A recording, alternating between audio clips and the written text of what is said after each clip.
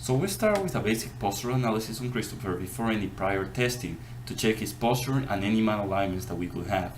From the front view, the only thing that could be appreciated is that his head is slightly tilted to the left, but a part of the shoulders, hip, knees, and toes are perfectly aligned. As we continue the screen, the lateral view shows deficiencies like the neck shifting forward and shoulders protracting. We asked the client about the push-to-pull ratio, and he told us that it was 1:1. This could be the start of a major problem like upper body crossing. After the complete analysis, we see that the right hip is shifting. The head and the shoulders are shifting forward to a certain degree. This could mean that we experience tightness on the upper body extremities. Now that we know there is a problem, we could start assessing that problem with the fourth step of the exercise continuum, which is inhibition, lengthening, activation, and integration. We know Christopher is very dominant on the anterior side of the upper body extremities, which is going to be the pectoralis major, manar, anterior deltoid, but he's very inactive with the posterior side of the upper extremities, which is going to be the rhomboids and the levator scapula. All that combined creates this problem. As we start in the front plane of the overhead squat assessment, we cannot see any major deficiencies in the body. There is no knees caving in, there is no toes excessively pointing out or inverting or reverting during the descent. However, we can start seeing that tight shoulder flexion. As we continue with the lateral aspect of the overhead squat assessment, we can see that the shoulder flexion is limited and the subject arches his back slightly to compensate. Then we see in the second part of the descent, the shoulders fall forward and the spine remains stable. As we can see from the posterior side of the overhead squat assessment, the knees don't cave in, the heels don't turn out or evert, the heel doesn't rise. The subject is able to squat without arching his back, maintaining proper technique through the entire range of motion. The overhead squat assessment is one of the most complete analyses out there. It measures dynamic flexibility, core strength balance, and overall neuromuscular control. We put Christopher on this test and he only compensated with the shoulders falling forward and a light arch in the back. As we continue with the test, we instruct Christopher to make full contact with his feet, gluteus maximus, and back with the wall. Then to perform a simple shoulder flexion. We can see from the next picture that when he performed the shoulder flexion, his lower back arches, his head tilts forward, and his shoulders raise up a little bit. We start the first set of trials for Christopher on the Davis test. Now, he scored 12, 13, 14 respectively.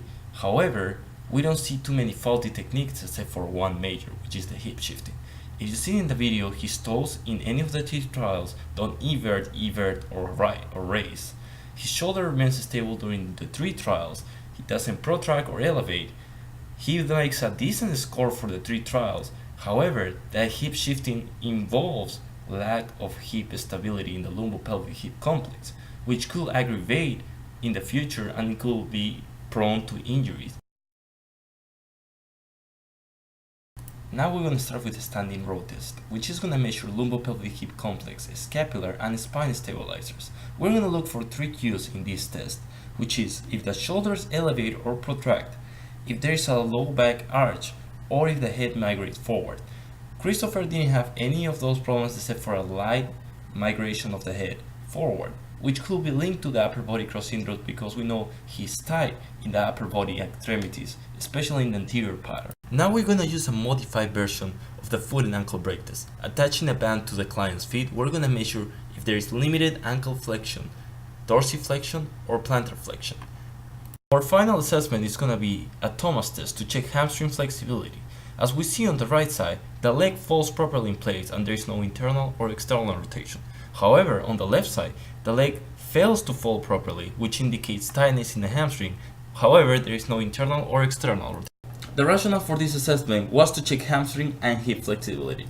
Christopher fails to drive the knee to the chest completely on both sides. The left leg doesn't fall properly on the table. However, he maintained straight legs on both sides during the Thomas test. This is how we're going to approach this.